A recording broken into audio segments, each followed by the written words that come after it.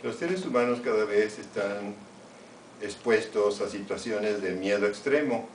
Entonces el Dr. Satvik hizo este estudio sobre el trastorno de estrés postraumático y aprovechamos también el libro de trauma psicológico de la doctora Yehuda sobre este mismo tema para discutir esta situación.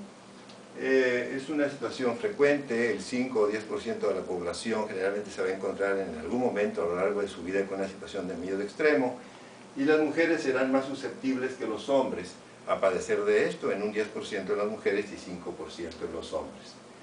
Estamos hablando no de la angustia que enfrenta un ser humano para sobrevivir, para sacar adelante su familia, para sacar adelante la educación de sus hijos. Estamos hablando de situaciones de eventos extremos, donde la gente se enfrenta a un terremoto, a un crimen violento, a una violación, a una situación donde ha sido abusado sexualmente, donde se presencia un asesinato, o situaciones concretamente de graves accidentes o guerras.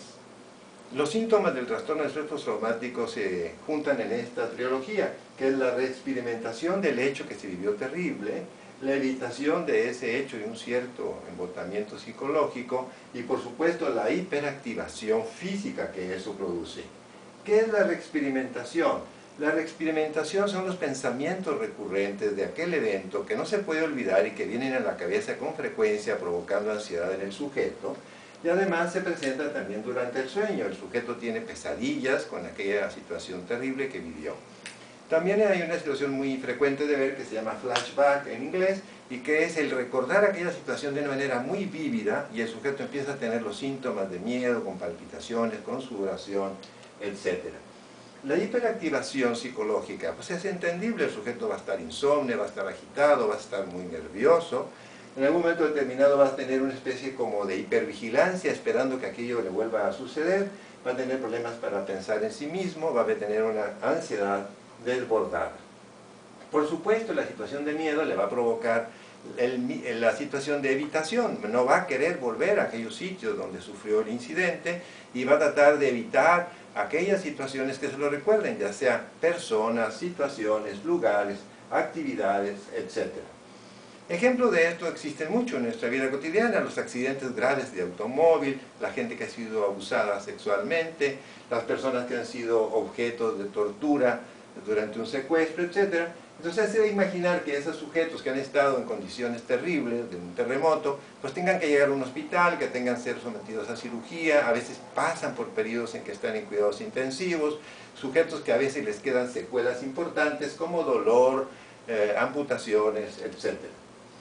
En el análisis de cirugía se ha demostrado, ¿verdad?, que un grupo importante de pacientes que han padecido de cirugías después de accidentes de tráfico graves, 1 de cada 5 tiende a presentar trastornos frecuentemente de estrés postraumático después de un año de la cirugía. Uno de los problemas graves del trastorno de estrés postraumático es el volver a funcionar.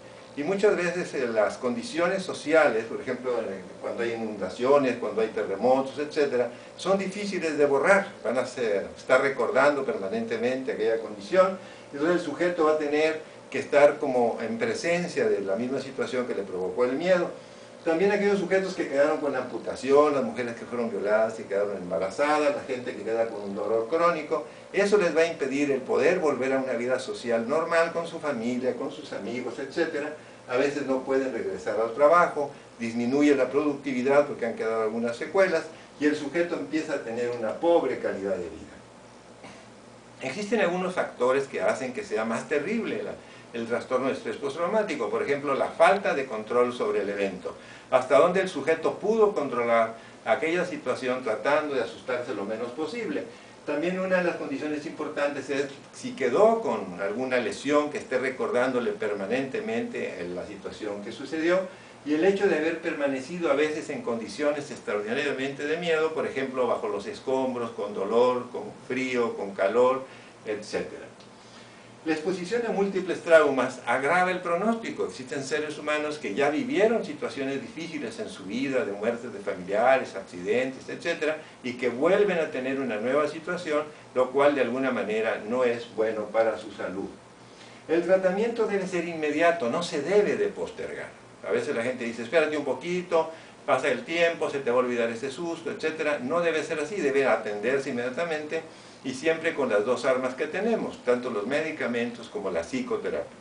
Se ha demostrado, por ejemplo, que el propanolol quita las alteraciones físicas del miedo, las palpitaciones, las respiraciones entrecortadas, las dificultades que se sienten a nivel del tórax. También los antidepresivos, particularmente la sertralina y la paroxetina, hay estudios que demuestran que estos pueden servir, al igual que la psicoterapia de exposición en vivo para que el sujeto salga adelante de esto. Es muy importante recordarle a los médicos que no solamente deben atender el trauma físico a través de la cirugía o los tratamientos adecuados con medicamentos, sino que también deben de atender el trauma psicológico, porque de no hacerlo así se empobrece el diagnóstico y el sujeto va a tener mayores problemas para volver a una vida normal en su trabajo.